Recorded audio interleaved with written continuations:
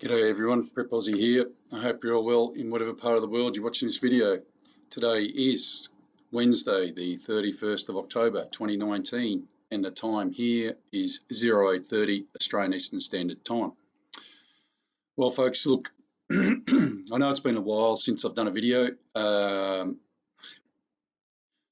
Life has thrown me a curveball, like I've told you, and I am trying to manage with that at the moment. So I will try to do more videos. Things are sort of hit a plateau at the moment, so we're trying to make our way through that.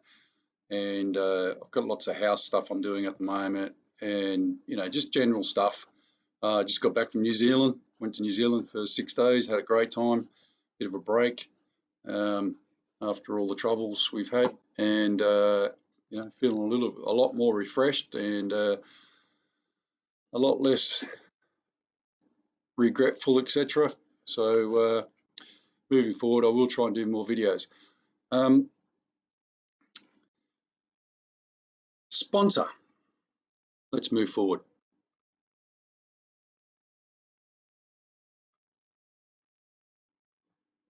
Okay, here is my sponsor, my great sponsor, Totally Rawsome. And guys, look, they're going through a little bit of stuff at the moment themselves. Their mother is dying and has been put in respite for cancer.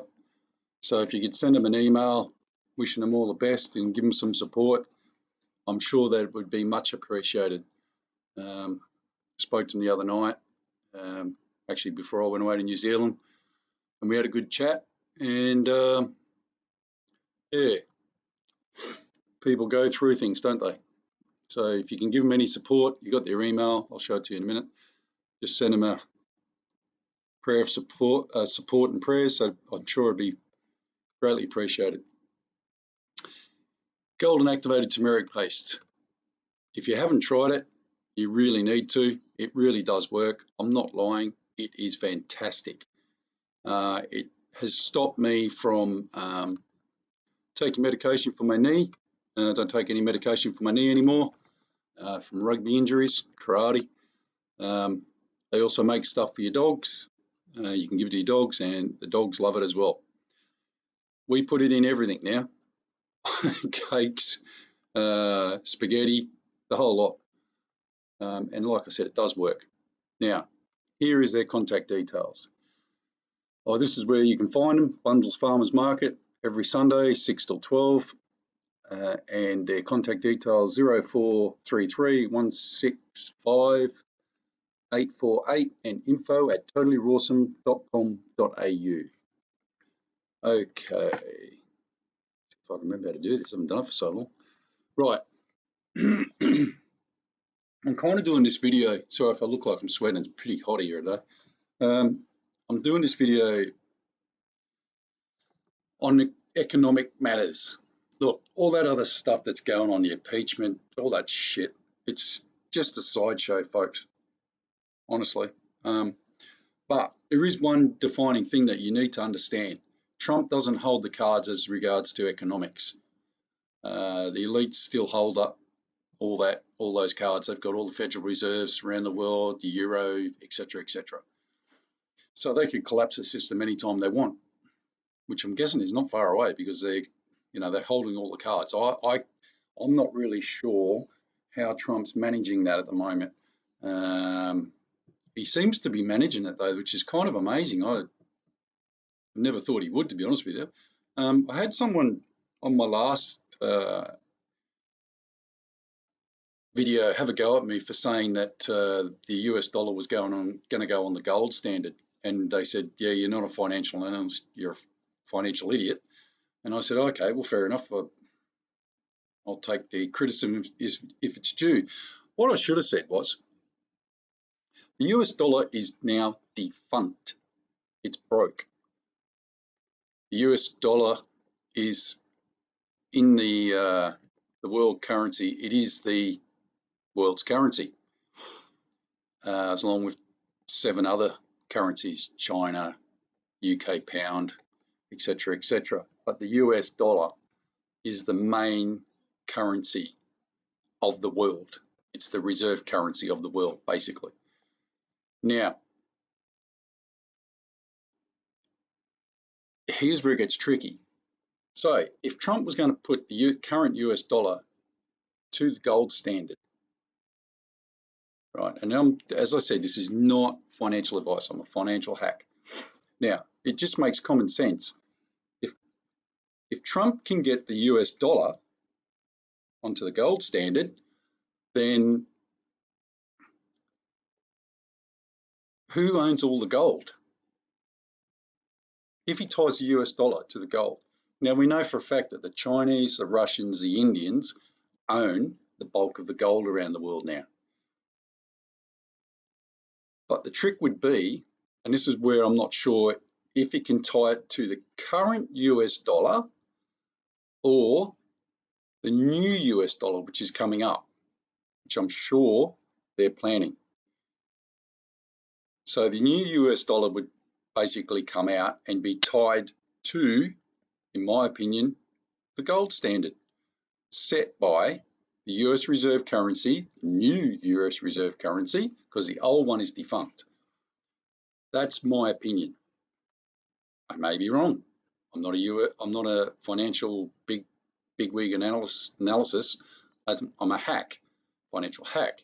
But it just, to me, makes common sense, because if your partners or if other people around the world are holding all the gold, what would you do? I'd want to, and you didn't have any gold. Well, what I would do is tie it to their gold. I'd say this is the reserve currency. The US dollar is the world's reserve currency, and we're tying it to the gold. Bang. Simple as that. So all the other currencies can't run off with their own currencies or with gold. It has to be tied back to the US dollar. There's no petrodollar anymore. That's finished. Petrodollar is finished. And the US is now the #1 commodity exporter of oil around the world. Doesn't need oil from anyone anymore, which has set the cat amongst the pigeons in the Middle East, as you can probably imagine. Saudi Arabia, etc. Had them by the balls before. Now they just go, do what you want, blow yourselves up, have fun, but leave us out of it. We don't need anything from you. Piss off. Now, I said I wanted to do this video for my sons because they wanted some information. So let's start back at the beginning, okay? This is the US debt clock to the second. As you can see, it's steamrolling along to 22, nearly 23 trillion. If you look up in the top left-hand corner, up here, where my little cursor is, right?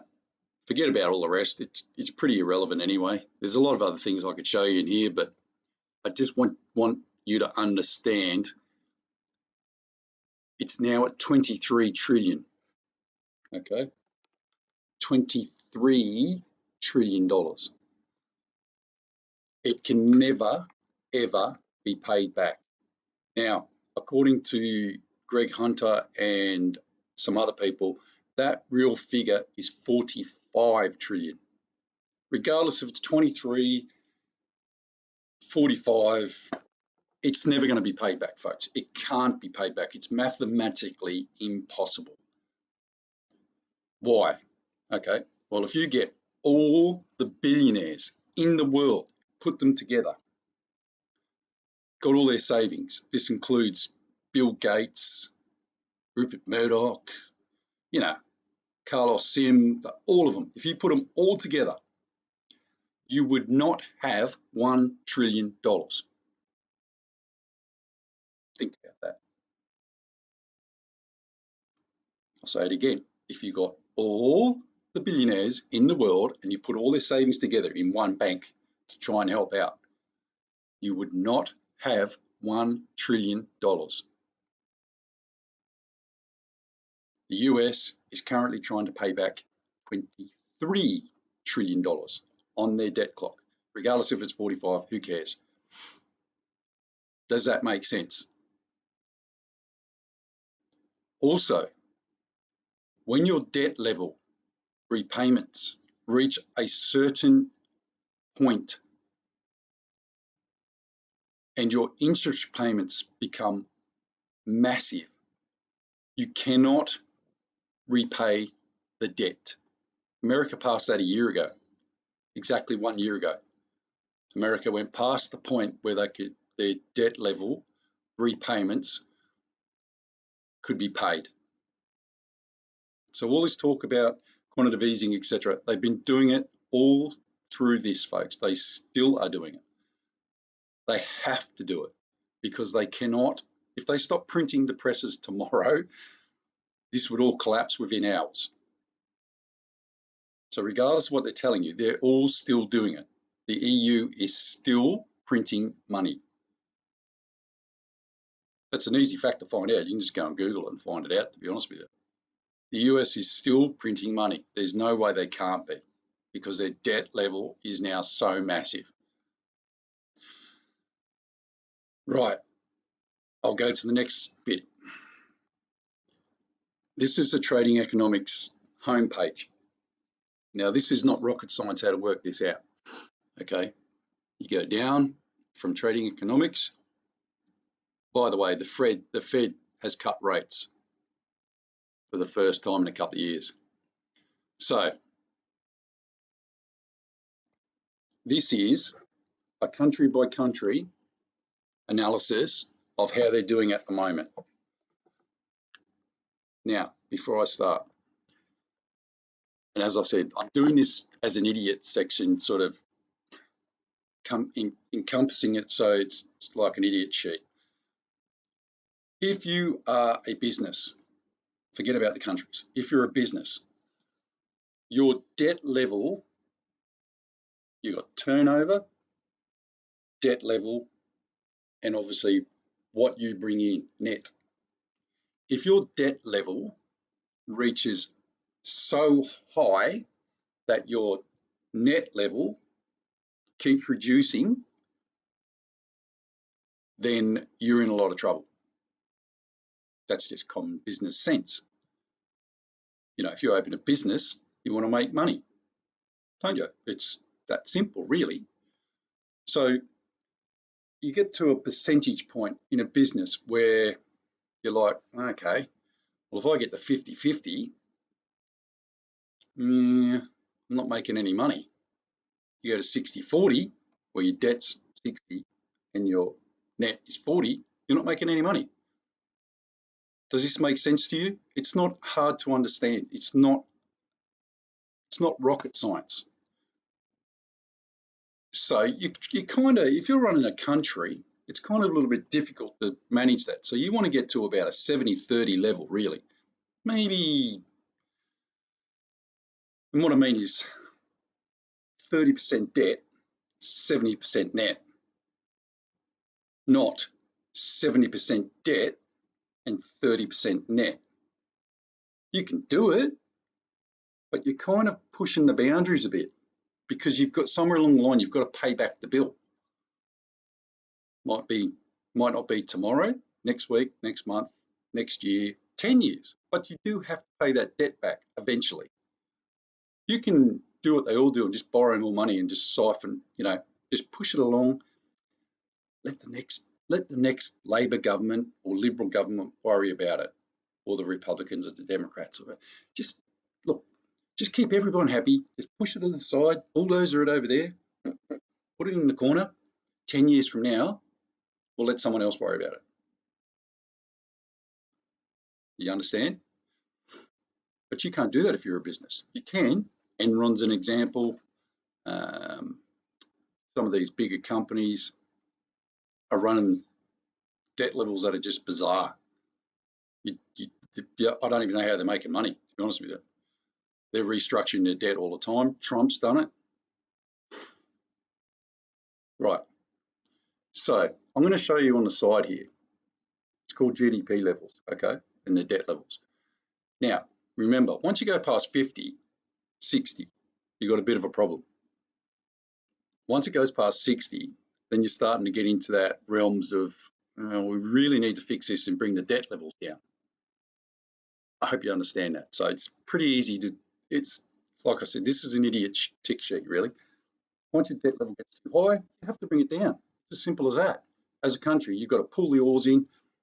No more building hospitals, no more building dams, no more, we're just fixing roads, we're not building new ones, etc., etc. That's when the recessions kick in, okay? And that's when things get tricky because your employment goes down, the debt that you're collecting, the money tax revenues which keep you going go down because not many people have jobs, blah, blah, blah, blah, blah. It's ongoing thing. Right, so let's get to this. Look at this here. So you've got countries on here on the left-hand side, GDP, and it's called the debt to GDP levels. GDP is gross domestic product. It's what a country produces, okay? Basically, like I said, you're a business. What you produce is what you sell. It's as simple as that.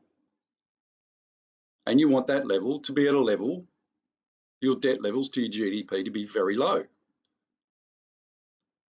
So remember I said anything over 50 is starting to become a problem. China, we all know that China's been selling shitloads of stuff over the years, but their debt level is slowly going up as well. Germany, 60, they're another economic powerhouse. But look at some of these countries, folks. United States, it was at 104 for a long time, but since Trump's come into power, it's gone up to 106. Japan, 238.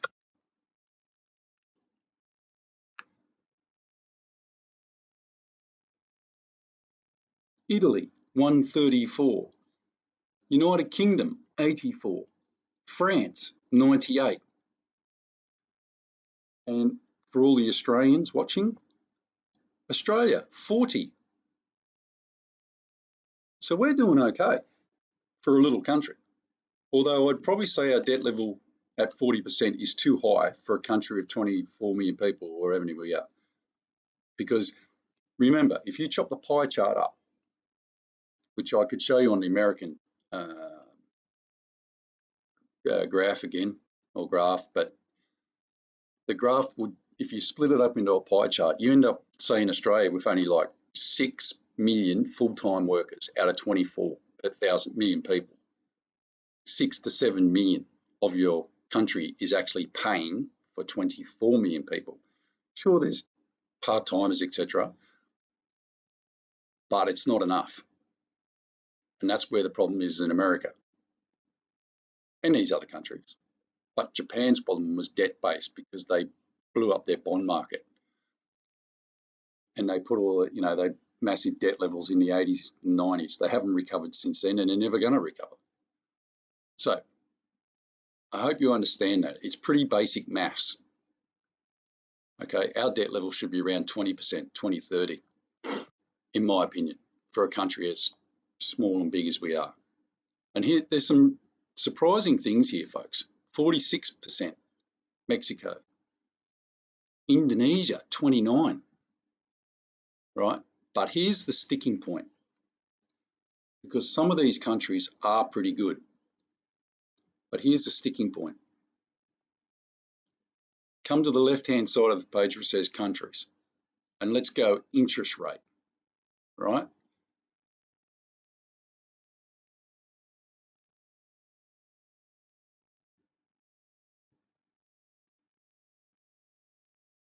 Here are the countries that have negative. I've just clicked on that. If you want to do it yourself, it goes to the lowest. Then obviously it goes to the highest. So let's go to the lowest first. Switzerland, 0.75% of interest rates. Let's look at their debt to GDP, 27.7. But their interest rate is now negative. They're actually paying you to put money in, or you've got to pay them to put money in the bank. And it goes on. Look, 0, 0, 0, 0, 0.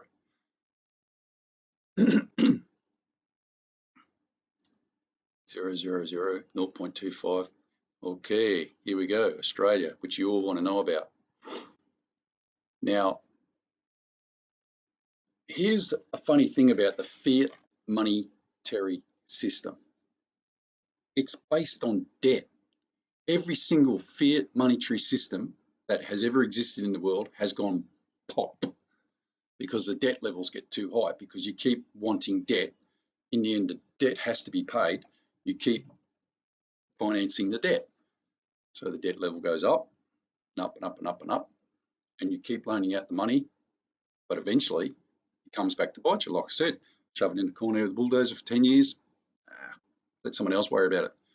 50 years on, big problem. So we're at that level now.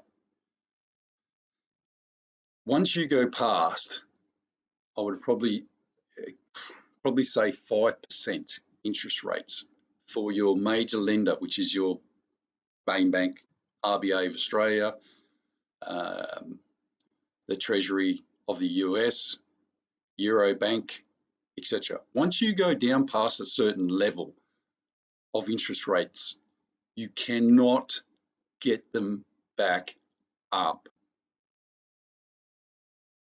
Now, there's going to be people there that are going to say, oh, the US went down, but it went back up. Yeah. Find out what the ramifications of that were. It not only broke about 50 countries, because those countries, when they put the interest rates down, those countries went to the trough and fed like pigs at the debt bank. All the money that the US was giving out. Here you go, guys. Have some of that. Have some more US dollars. Now, when those interest rates went up, those countries went pop. Because everyone, the bond market went stupid. And the bond market is going to go skyrocketing soon. It's already nearly got away from them twice. But just remember, all this is being managed by nefarious people in nefarious places. Let's just say that. So I hope you understand that. No country in the world has ever gone below, I think the cutoff is 4 or 3, has never gone below, or regardless, look, it doesn't really matter, because once the interest rates start going down, then there is no way, no redeemable way to get them back up without busting total economies and massive inflation, hyperinflation. Hope you understand that. There is no country on a fiat-based monetary system that has ever survived what we have at the moment. And all of our countries are either negative interest rates, the majority of the ones that matter, let's put it that way, are at negative or below 3%. Now, Australia's in the same basket. We are now at 0.75%, going to 0.5% on Tuesday. We are not going to survive this. Now, for all of you who are wondering why, I don't know if you're wondering, but people are trying to figure out why Westpac and the Big Four in Australia are not passing on the interest rate cuts, it's because they physically can't. Well, they can. They've got 10 billion in the bank, each of them or something, but they don't get their money from here. They get it from overseas. So it's called intrabank lending. So that intrabank lending is actually going up. So the money that they're getting from overseas is going up. They can accommodate that for a while, but then of course they've got shareholders, etc., and they're not going to sit back and go, well, we're not popping this anymore. You need to pay us. So the interest rates are going to go up soon. Main interest rates from banks. It'll be look. I'm actually going to sacrifice about $8,000 next week, and I'm going to go in and I'm going to put my interest rate, my mortgage rate for 5 years at 2.8, I think it is. Now, historically in Australia, our interest rates for housing and mortgages is 7 to 9, 6.99 to 9%. So can you imagine getting an interest rate of 2.8 for 5 years, fixed? Will that bank still be there in 5 years? I don't know. That's a question you've got to ask yourself. But what I would be doing and what I am going to be doing, this is not financial advice, by the way, this is what I'm doing, is I'm going to fix it for 5 years. I don't give a shit who buys that bank. I've got the paperwork saying, hey, bud, I've got 5 years fixed. I don't give a shit what you say. I'm going to stay in my house. You better figure out some way to fix this up. That's my philosophy. And I think that's the only thing you can do, really. Now, I won't go on too much more about it, but my point being is that we are in massive debt and it can't be repaid. This is the Australian debt clock, which, by the way, I will tell you, the one that I used to use has disappeared from the net. I can't find it. I don't know if I'm doing something wrong. I spent a half an hour before this show trying to find it. I couldn't find it. They've actually changed it. So I found this one, which is actually pretty good, actually. This gives you a breakdown. Interest per year, 13.9 billion. Interest per second, $443. Population, 24. Debt per citizen, blah, blah, blah, blah, blah. GDP, 1.3 trillion. Debt as GDP, well, they're giving us 32%, which is pretty good. 32, 30, 40, same sort of thing, I guess. So here's something interesting. They haven't put in the inflation. I don't think they're going to. Australians' private debt is 2.6 trillion. Australians' private debt is 2.6 trillion. Folks, we could try till the cows come home, but that's never going to be repaid. I just told you, you could put all the billionaires in Australia, all the billionaires in the world together and they won't get $1 trillion. So how the friggin' hell are we going to pay $2.6 trillion debt?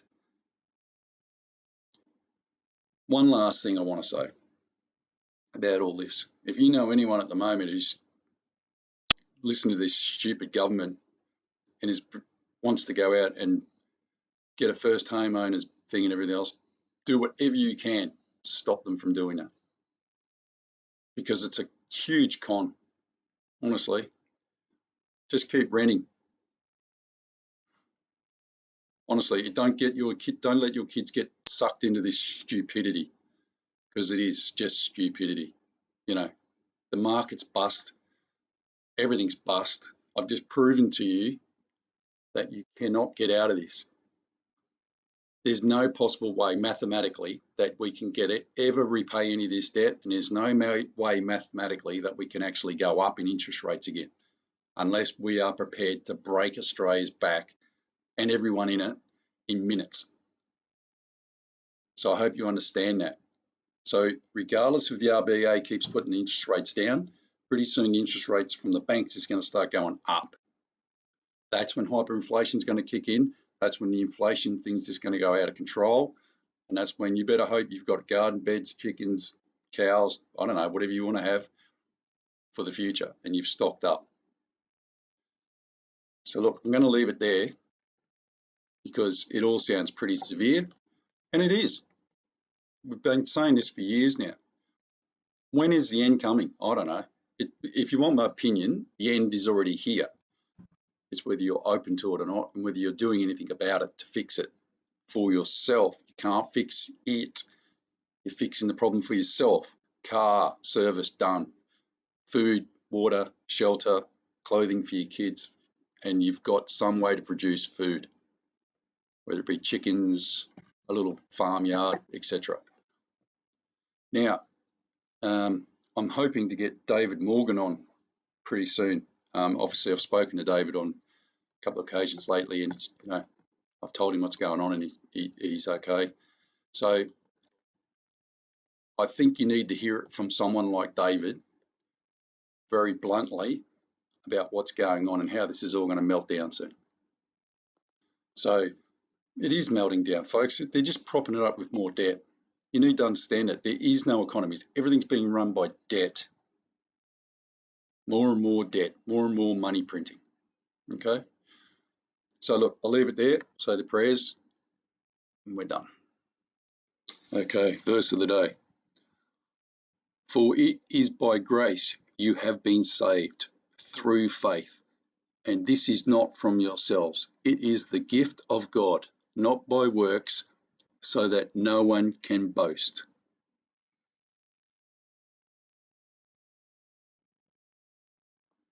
Okay, and as always, folks, we'll finish with the Lord's Prayer. Why? Because we can. The Lord's Prayer. Our Father, which art in heaven, hallowed be thy name. Thy kingdom come, thy will be done, in earth as it is in heaven. Give us this day our daily bread, and forgive us our debts as we forgive our debtors. And lead us not into temptation, but deliver us from evil. For thine is the kingdom, and the power and the glory, for ever and ever. Amen. All right, folks, a bit of a long one, but like I said, can you please do me a favour? Can you please send this to as many Aussies as you can so that people start understanding that we're in shit street. We're not down the high street, we're in shit street. Every time you pull your wallet out, it's getting worse and worse and worse. So you need to start going back to your old-fashioned values, Aussie values, and US values as well, by the way, and you need to start preparing, stocking that pantry, etc. Right, I'll talk more on that on the next one. But like I said, this is an idiot tick sheet for a lot of people. So hopefully a lot of you Aussies can pass this on, and in the US, etc., to people so that they get to see it. All right, it's time to help trying to save others. And I know people are pig ignorant and everything else, but hey, listen, even if you save one person, you've saved someone. You know what I mean? All right, everyone, prep out. God bless.